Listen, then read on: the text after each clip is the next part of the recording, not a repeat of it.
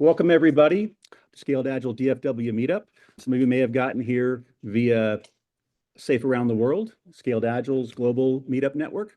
Tonight, I'm really excited to have somebody I consider to be a friend and a mentor, Eric Willeke. Eric is somebody that when I was early on my journey, I think I've told you, those of you that have come here, you've seen me talk before, you've heard me mention how in 2015, when I left AT&T, I was awesome, and now I'm pretty good. Eric was one of the people that really challenged me. He said, if you think you have what it takes to be an enterprise coach, you need to mend fences with the Agile Center of Excellence at AT&T, because not at all. Ironically, fast forward to 2018, and my client, the Agile Center of Excellence, AT&T, gave a presentation at the SAFE Summit about their awesome success. So Eric did his work mentoring me. He's mentored dozens of leaders, dozens of SPCs, SPCTs around the world, still considered a premier thought leader in the space. With that said, Eric. Thanks, Phil. I appreciate it. And I appreciate all of you for joining, especially the global audience. I always love seeing old faces that I haven't had a chance to talk to or share new ideas with for a while.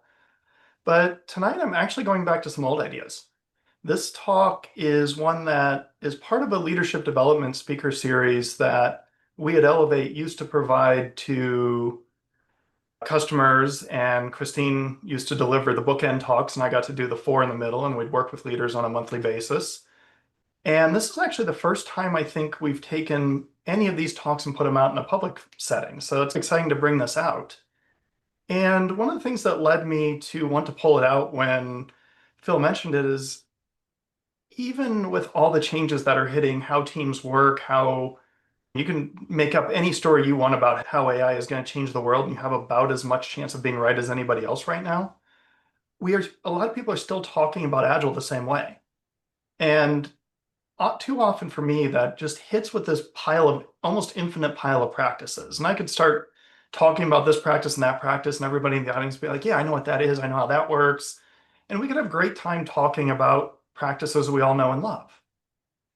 But I want to take some time as we're faced with all this change and pull on this core thread. Why does Agile work? What is it about Agile, about a product operating model, about the modern ways of working that really drives success? Because if we're not holding on to that thread, two bad things are going to happen for us. One, we will not be able to adapt our practices to the speed of what's coming up. It will be a completely different world. And I believe the vast majority of the principles will hold very nicely into the next phase. But I also believe that the vast majority of the practices will not survive being sped up 10 or 20 or 100x by what's about to hit us. So as we're looking at that, I just want to really anchor on this core thread and the lens of leadership. The people, and when I say leadership in this case, I'm actually mostly talking about managers and executives, not the Agile definition of leader of anybody who leads, but the people who wield authority and have the privilege and expectation of shaping the system and designing the org that is delivering value. That's what I'm going to talk about when I say leaders in this context. And we as Agilists need to be able to communicate with those leaders from that why-based perspective to help them navigate these changes, not only for our own relevancy, but for the company's relevancy. And the other really beneficial side effect I found from talking about why is it enables good storytelling. It lets you tell stories that connect with people and allow them to see themselves as part of the change and frankly make their own decisions around the change in a way that telling them practices or telling them instructions will never get them to. So that's what led me to pull this particular one out, both because I enjoy sharing it and it's fun, but also because I think it's particularly relevant to go back to the why. Now, to get there, I also need to build a little bit of the story of the four talks that come before this in the series. And I'm going to do that over just basically this slide and a few key points. One is that everybody's role in a company is to delight customers. I don't care where you sit, what your job title is, where you are in the organization, one way or another, you are contributing to delighting customers, hopefully in turn inspiring those customers to pay your company money for the services you're providing, whatever that product or service looks like. Now, one of the key ways, if you're at all in technology or if you're in operational delivery, is to delight customers by ensuring that customer's journey is phenomenal at every step along the way. You don't get to pick and choose. You need your customers to have a phenomenal experience, because if you don't, somebody else will. So if I start to look at the manager's job, the leader's job around this customer perspective, those leaders are responsible for ensuring that that customer's journey is continuously improving and optimizing and staying phenomenal. And if you're in technology and operations, you need to do so as it's delivered through the system software and the go-to-market motions and behaviors that enable that customer's journey. So I'm building this thread. Delight the customer pays you money. You need to keep that customer's entire journey phenomenal if you want them to keep paying you money. And especially as leaders, your job isn't just to keep doing that, is to make sure that constantly is getting better so that it's always better than your competition. Now, if you're a manager in a technology organization or in any sort of development, whether you're building go-to-market approaches or if you're building technology systems, the manager's specific job in that ensuring the customer's journey is always improving is not to do the work, is not to be, ideally, not even coordinating the details, but instead to build the containers, build the human structures and the technology baselines that allow people to continuously improve that customer's journey.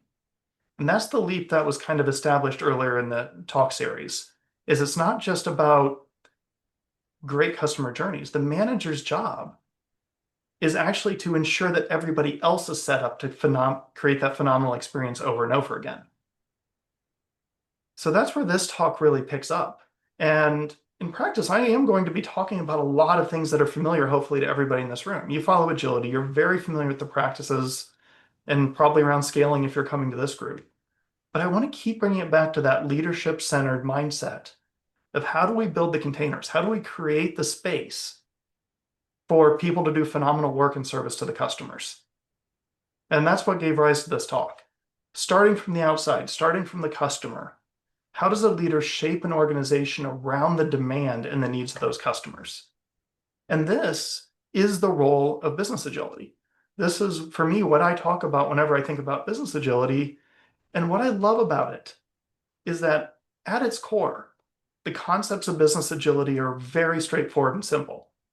Like, I can even think of them as like the ABCs of business agility. You just need to align around value, be customer-centric, create valuable products, decentralize the decisions to the people doing the work, extend DevOps and modern product engineering approaches so that everybody's using it, fund your value streams, and grow really effective teams.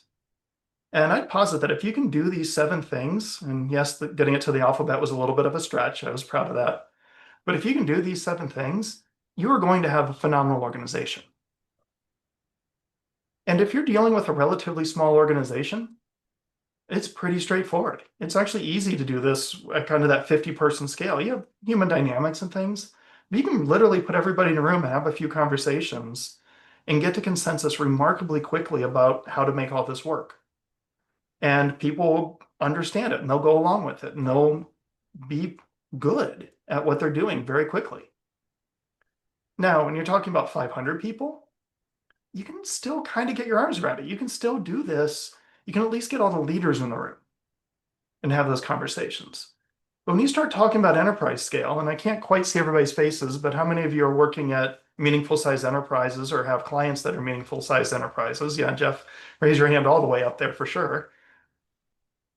When you're talking about 5,000, 10,000, 20,000 people or more in technology alone, it's a different story.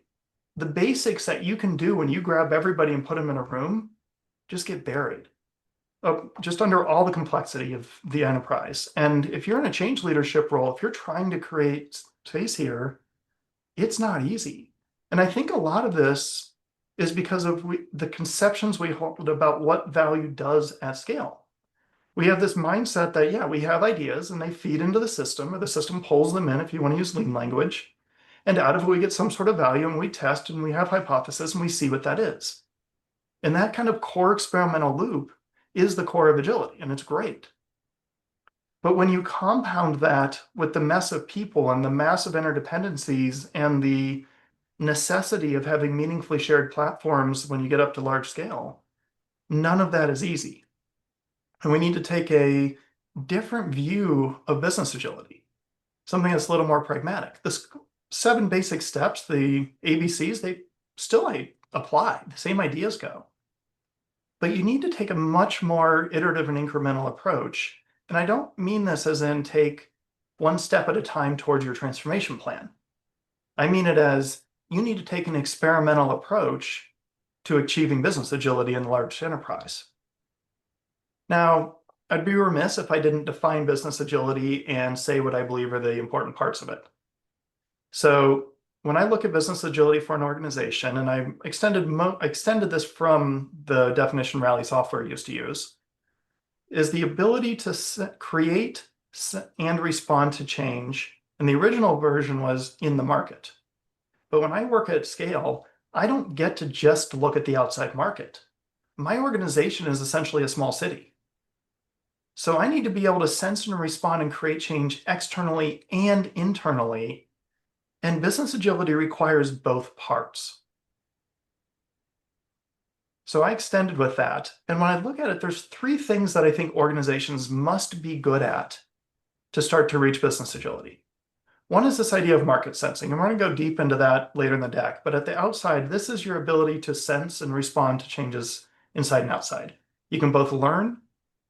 To learn, you have to actually know what's going on. You have to sense that there's changes, and then you can do something about it. So you're just acting on learning. But you also, moving to structural flexibility, need to be able to change your shape. If your mission, if your strategy is the same today as it was 5 years ago, actually, I'll say 6 years ago now. One, I don't know what you did with COVID because you better have changed your strategy during COVID. AI is definitely changing everybody's strategy in one way or another. And if your strategy is not evolving, then you are not having business agility. And if your strategy has changed, the shape of the organization you need to deliver against that strategy will also change. So organizations need to be able to change their shape, and they need to be able to do so smoothly and consistently, which is where organizational health comes into it. When you change, you need to be able to restore the system to integrity. And that is everything kind of fits together and makes sense, that definition of integrity. And you need to do so quickly and easily and repeatedly and without damaging the health of your people or your culture. So in order to rapidly react, sense, and respond to changes in the market, you need to change your shape to react to those often, and you need to maintain health when you're doing that. And if you can do that to the point where you're always able to sense, create, and respond to change, that's when I see a company is demonstrating business agility. So building on that definition, let's look into the piece of market sensing. And I've had variations on this value stream wheel pretty much, I don't know, 12, 15 years. Christine in the audience might be able to give me a better number. It's a long way back though. And the sensing activity is to figure out what work you need to do, deliver against that goal, and retrieve value. That's kind of the top part of this diagram, and then learn from what you've done. To do that, I don't care what process you're following, what learning approach you're using, you pretty much, every process model, you need to decide what you're doing, discover the right way to do it, do the work, deliver it to your customers, and monitor that they're actually delighting in that value in one shape or another. But even in small companies, that loop can be deceptively difficult.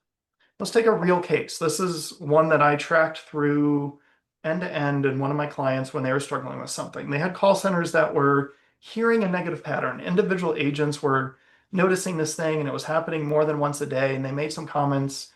And eventually, call it a few weeks later, their supervisors started to pick up on the fact that people were commenting on the same things. And after that went on for, I think it was another month or two, they mentioned it to their leadership. And they actually had, that leadership actually had access and authority to assign some people to go look at it. And the data scientists dug in and realized it was actually a pretty pervasive pattern that was worth solving. And they named this opportunity, and they went and worked with a product manager, and it got put into a backlog.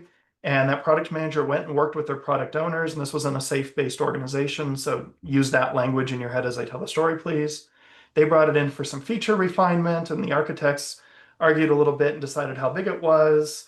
And the overall leadership team used that to do a WSJF against it. And it got ranked fairly highly in a backlog. And the business owners quickly acknowledged, yeah, that actually makes a lot of sense. We should do that. And it kind of made the cut to be brought into PI planning. So the Scrum team began to refine it a little further, and it came into the actual PI planning and got decomposed into the user stories and aligned into iterations, and dependencies were discussed. It goes on the program board and it goes into a PI commitment.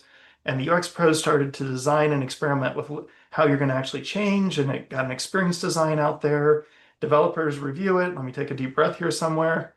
And then they got to the technical approach. They wrote the tests and the codes. They validated it back to the whole team. It got put into a release bundle, whether you might, this group actually had quarterly releases, so that took a while. That release is scheduled. Finally, all the dependencies were resolved. End-to-end test team validated it. Business owners signed off on it. Finally, months later, and I think this was like 6 or 8 months, the call center agents finally got to be trained on the new behaviors they had to exhibit, and the company finally benefited. Once upon a time, I could do all that in one breath, no longer. The story got longer, apparently.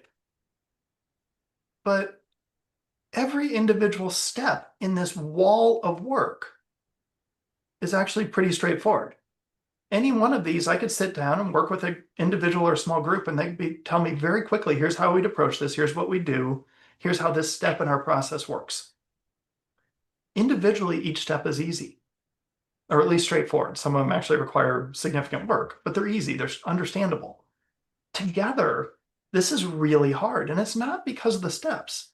It's because of all the interactions that exist in this flow end to end. And right here is where we're going to get to the first set of big why, the big whys that drive why teams of teams and building the right organizations really matters. Is when you have this much complexity, this many interactions that are happening, two really cool things happen when you start to shape a release train or another scaled group. I don't care if you call it a tribe, whatever a scrum of scrums is, it doesn't matter. But you bring together a leadership team that can make decisions, and you've unified a lot of decisions very quickly if you have a highly functioning cross-functional leadership team. I personally love the language from Sooner, Safer, Happier, where it's just we have somebody paying attention to the value outcomes, somebody paying attention to technical outcomes, and somebody paying attention to the team outcomes. You can call that your RT, architect, and product manager. I don't care what set of titles you use, but I love having those triads or quads or however many people it takes to get to those decisions being unified, and therefore able to happen very quickly. And speeding up that decision cycle is actually one of the biggest values of having cohesive leadership teams working together over a larger group. At the same time, you're unifying that action as a leadership team, ideally based on information from your customers. The trains can then unify the action to deliver against that. You can have a bigger cross-section of capability, and maybe one team can do it. Maybe it takes 2 or 3, but you've bundled together the ability to act on your decisions, and you've unified the ability to make those decisions. And when you've done that, you've actually dramatically simplified the middle of the mess here. And that's the storyline that really helps me click on where am I going to actually focus org design? Where am I going to put together a team or a team of teams around this thing? I need to understand where's the complexity of interaction in the middle of this and get my arms around as much as I can so that it happens inside the container. There's still stuff outside. I won't, in most modern enterprises, be able to get everything together. But in many enterprises, I can get the critical mass of where all the interactions happen to where they're at least inside this team of teams. And that's where I start to see the first wave of benefit. And if you just do this, you're going to see significant improvement if you draw that box in the right spot. So that's the first step that I look at for outside-in design of teams and trains. I want my leaders to understand that flow of activities that are necessary to get a change out into the world and start to put groups together that can do broader swaths of that. It makes everybody's lives simpler and easier. And yeah, I could go into all the lean metrics, I could go into all the practices, I could talk about value stream mapping and make it really complex. And I love doing that sometimes. This is the simple view that's in my head when I'm doing it. How do I get as much of the mess into the box as possible? Now, to take the next step, you're going to have to let go of some things. because it requires looking at things from a different perspective. And the more we're constrained by our attachment to our practices and our feelings of the way things should be, and I'm going to use the capital S and point you at your favorite framework for that, the harder it's going to make it for you to look from the wider perspective and solve the next round of problems. And this is why I think a lot of companies start to adopt Scrum or adopt SAFe or adopt a new framework, and they get an immediate boost. And then it kind of stalls, is they get attached to the way of working and they don't reassess based on their new reality. So I want to go back out to the mess after I've got that middle simplified and ask myself, what's still hard? And if you've designed it well, what's still hard is your set of outside interactions. It's the discovery of the opportunity and the front end market sensing, because in many enterprises, your trains aren't going to be sitting in the call center. They're not going to be out with the actual customers that are buying insurance or banking services or widgets from you. Nor are they going to be all the way out deploying those things and monitoring how they're landing with customers every day. Although benefit realization is more likely to be able to track with modern DevOps practices and people doing it, but usually it's the front and the back end of the value stream that are still hard, along with the set of dependencies you haven't been able to resolve, where you have decision dependencies on outside groups, design dependencies on other release trains, or release dependencies in various channels and so on. And this is where, and keep in mind, I first wrote this 5 years ago. Product and the product movement were a thing, but it wasn't nearly as pervasive as I'm talking about it now. So this should be pretty familiar to everybody. But one of the next things to do is take those edges and start to think about how will you reframe the value. And I think about this as a rotation process, but we'll get to that in a few slides. But how do you talk about the value your art provides as a product? Not necessarily the product you're building, but the product you're building and the value you provide against that product. And I struggled for a while. There's a couple big questions on this deck that I've had to iterate for years trying to find the best prompt questions that help people think about it effectively. And for this area, this is the one that I've come up with that's best so far, is how do I help my possibly internal customers improve their outcomes and achieve their goals by changing the product I offer? And notice the two-sided split here. My intention, my aspiration is based externally, my action is based internally. And that usually helps people look at problems that they can solve in service to others. And when you get this right, there's a lot of really cool product management behaviors that start to pop up. First, there's some things you do. You go out and you actually spend time with your customers' customers. You see ways that your capabilities can serve more value, probably quite easily. And down in the left corner is like some of the magic. When you have product managers acting like product managers, they tend to come up with solutions they can solve using the art and the capabilities that already exist or at least reachable.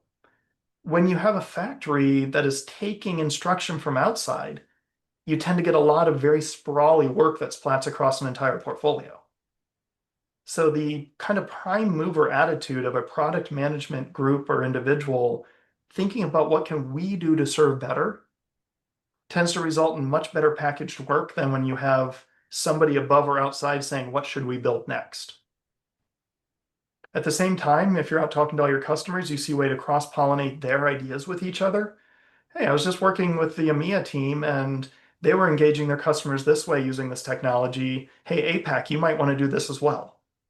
And you start to get your global audience to experiment and win based on each other's experiments, which gets lost in a silo-based thing. But when you're serving as a product supporting many people, you love to share those tips and tricks.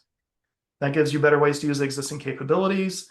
And you often find yourself building things in much more logical sequences and having a strong incentive to get out there and help people be successful with your stuff. And that's what I mean by implementation consulting is really good product arts will be out there helping their customers be successful with the thing they just built. Factory arts tend to just kind of ship it and say, here's the instruction manual, let us know if you have problems. So how do you get here? One of the things I've discovered is that there are way too many similar words and behaviors between factory-based arts and product-based arts. your mindset and your intention has to flip almost 180 degrees to go the other direction. And that's really hard to do while you're moving. So what I've found in practice is it's much more effective to rotate halfway. And I actually think about putting almost a switchback, like you're climbing up a mountain where you go halfway up and then you turn direction and go the rest of the way up. And that's a lot easier than climbing straight up the edge of the mountain. And the first thing I look to do is ask that art who's used to taking orders and delivering things to really start thinking about themselves as a service and exploring what that means. And it's a really subtle thing, but it shows up in the language. On the left, I'm a factory art that builds things to serve somebody's needs, because of course I care that it's valuable. But the emphasis shifts to the who when you start to rotate to service. We build things to serve this group's needs. And that shifting towards the who and the who starting to really show up in the language is the sign that it's starting to work. You're not all the way there, but you've made yourself at least part way there around the corner. And then you can go to the rest of the way. And you can go from that mindset of we are serving somebody's needs by building things to we're providing the capabilities that serve their needs. Now, you're shifting back towards the what a little bit. And this is why it's so hard to flip from factory directly to product, is they're both anchored in a what mindset, and you have to get that who in there first. And once the who is in, once you have that service mindset, it's very easy to bring it back towards product and feed some of that what we're building back in. But if you're used to taking orders, it's really hard to jump to product. I actually literally had this conversation with a customer for an hour today as they were struggling to figure out how to get their teams to behave differently with their internal customers. And they just kept dropping back to what use case should we build next instead of how will we serve them. And I love to look at the language of reliance in here. It's really just kind of buried in the quote in the bottom right. But the middleware teams rely on us. That's when I know that it's become a product mindset, is that you can hear that understanding of they rely on us. They have expectations of us, and we serve them by delivering on those expectations. And it's not just expectations of building the next widget. It's like providing this continuity of capability in some form. Now, a lot of times we jump directly to external facing examples. Yeah, I'm a product art. It's easy because I'm the one building this product that our customers buy. Those are the easy ones. But there's actually a lot of different healthy examples of how to be a product organization, and many of them are internal facing. The question is, can you identify the people that rely on you and what they rely on you for? And then build that capability so that you are really good at providing that capability to them. And some of them are aligned around individual customer journeys and integrating many other capabilities. Some of them are aligned around providing those capabilities, and we might call them platform products or platform arts, depending on the topology language you use. Some of them are just almost wrappers around commodity external providers to make sure that all the infrastructure and the cloud services and everything that you need internally to be successful is trivially available so that you don't have to fight for it. And you're just making problems go away for everybody else. Because I'm hoping that's the role of infrastructure in the modern enterprise. It's not pervasive, but that's the attitude I take. So just keep in mind, it's not just about external products. It's about ensuring that whatever you're providing to the enterprise, you know who relies on you for it and why they're relying on you. And then organize yourself to get there. Once you've started to shift that mindset, now you can start to reshape the systems for ever more flow. And let's go back to our definition of business agility, but I'm going to put it in what does it look like and feel like as a leader if your organization is capable of business agility? You understand your customers, you understand what they're relying on you for. How do you shape an organization that operates smoothly and consistently, because you don't want to stop delivering, understands what's going on around it and isn't just inward focused, but is sensing the broader environment, is capable of and demonstrates responding quickly and intentionally. It's not reactive, it's not slow, but when things change, it pauses, reconsiders, adapts, and then responds intentionally, while maintaining the health of its organizational behaviors and humans, and can reshape to meet new demands. And if I can provide all 5 of those as a leader through the people and the technologies at my disposal, then I probably have a pretty phenomenal org that's helping my company succeed. To get there, you do need to shape the system. This isn't something that I've ever seen I've almost never, there's one good story that I might tell later, but I've almost never seen it be successful without some sort of change in how things are shaped. Trying to get to good agility without something that feels a little bit like people working together differently or reorganizing or reporting somewhere else, I just don't see it happen anywhere near the majority, like once or twice. So we're probably all aware of the phrase organize around value. It's one of the safe principles. It's common to Kanban and every other lean approach out there. So everybody should be familiar with it, but I like to unpack it from the end back towards the beginning. And to shape your system for flow, you do need to understand value deeply. And what's important here is not because when you're building technology, what's important isn't the day-to-day, like what are your customers experiencing type of value, because hopefully all that's automated, or the vast majority of that's automated for the customer experience. What I'm talking about value is changing how you do business, new value that you're providing. And almost inevitably, changing how you do business means changes to your technology. Now, it's a little pedantic, but like every feature you build should be changing how you do business in some form. Otherwise, you wouldn't be doing it. So when I say changing how you do business, that often looks like building features, new capabilities, and so on. Value is change. New value requires you to change how you do business and the technology you offer in some form. So when we start to think about organizing around that, we want to understand the patterns of that demand, which I find tends to cluster in areas of high strategic potential, the areas you're investing heavily in for the next, I don't know, 1 to 5 years, depending on the horizon of your strategy making.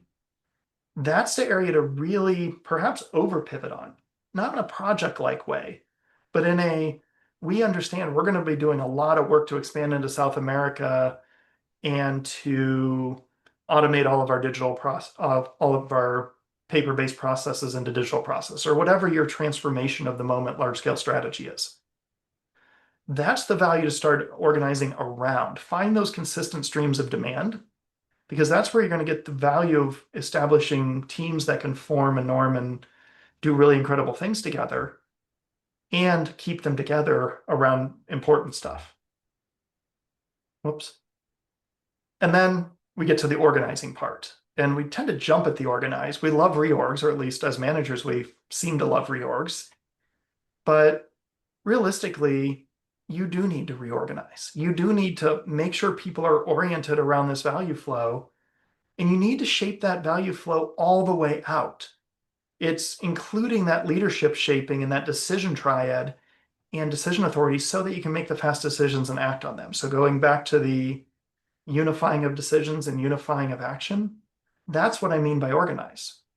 Not just getting people on new reporting structures, not just creating some new teams, but ensuring that the authority and the insights and the market sensing capabilities are also embedded into that new organization. And we could call that value stream mapping or art identification or whatever language you prefer. But this is the core thread that I'm looking for. How do I reshape my org so that I understand what value is, can keep my people together, organized around that value for an extended period of time because I understand the future value of the organization, and I organize to a sufficient depth and authenticity that I have the right people in the right place on an ongoing basis. To do this at any meaningful scale, you need to start mapping.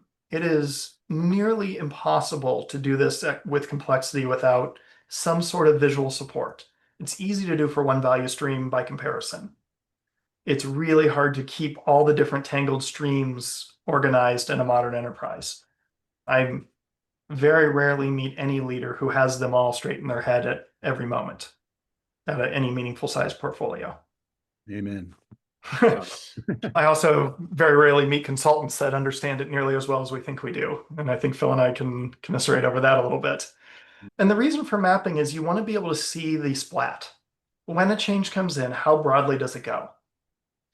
And I use the term splat mapping. I literally think of an epic or a big piece of work. I throw it at the portfolio map, and where does it land? Who gets lit up because they have to be a part of it? And we want small, simple changes to happen locally as much as possible, because there things make sense.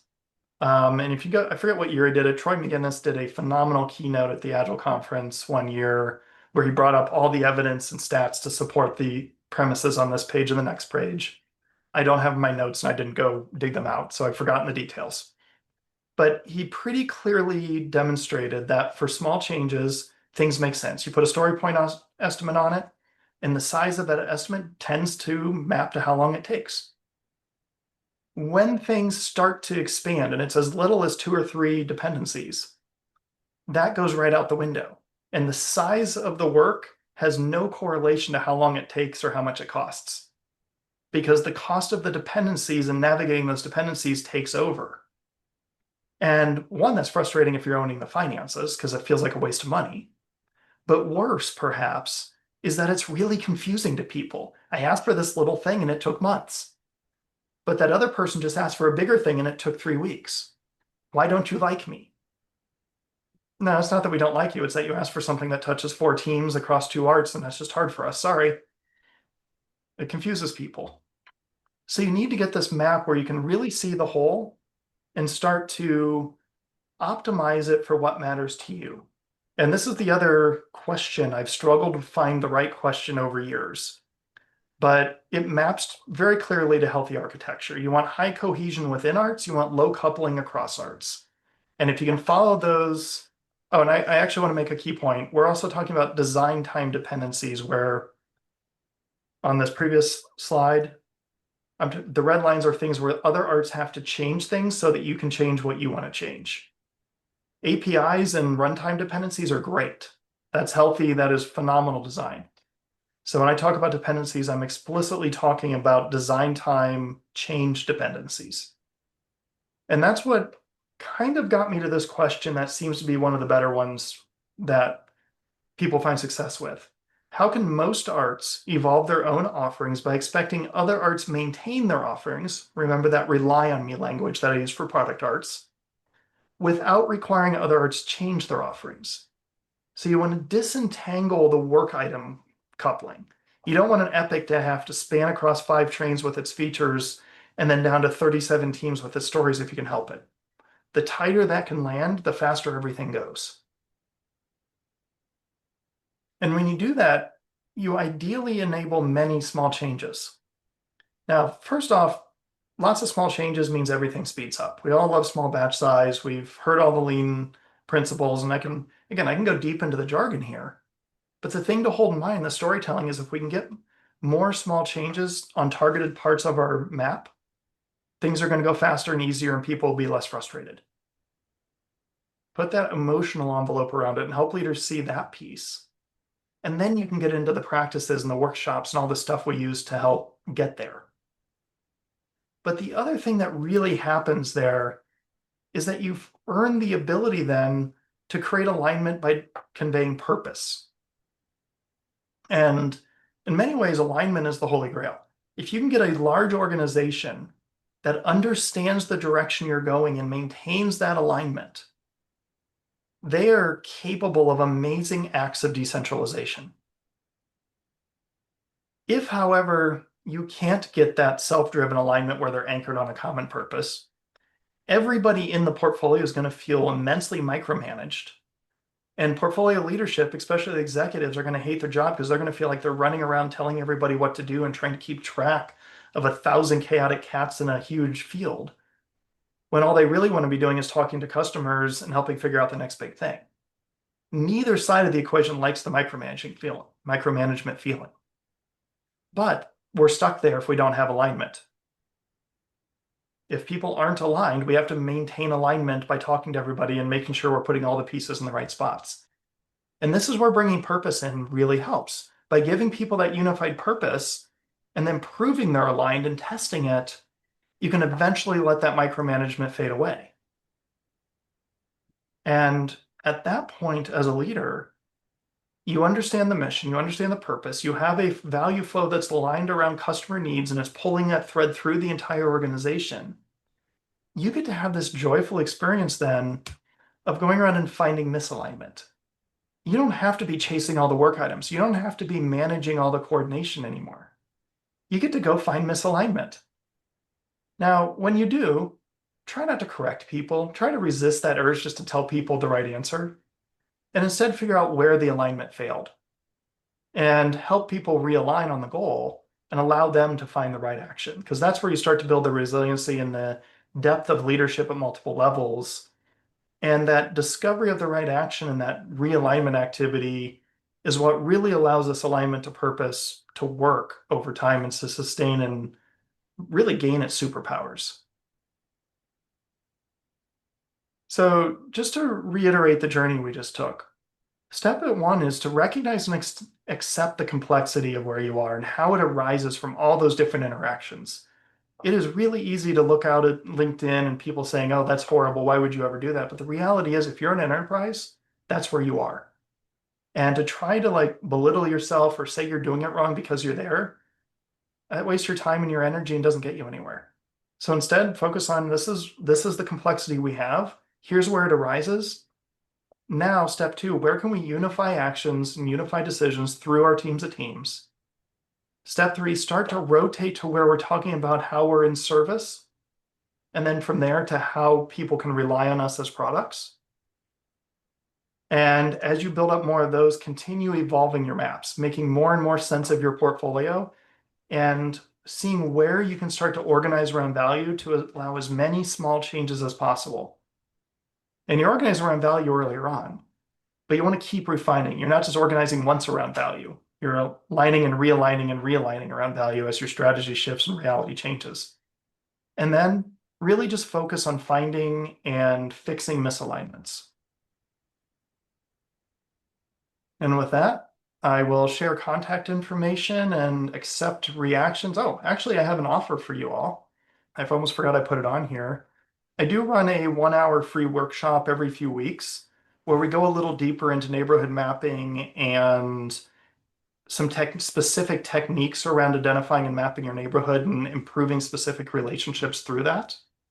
So if you're interested, scan the QR code or hit the link there, and happy to get you into the next session when it pops up. It'll invite you to sign up for a wait list, and I just use that wait list to keep track of who's in the next session so I can build the right invite at the right time. Thank you so much, Eric, for your time. We'll say goodnight.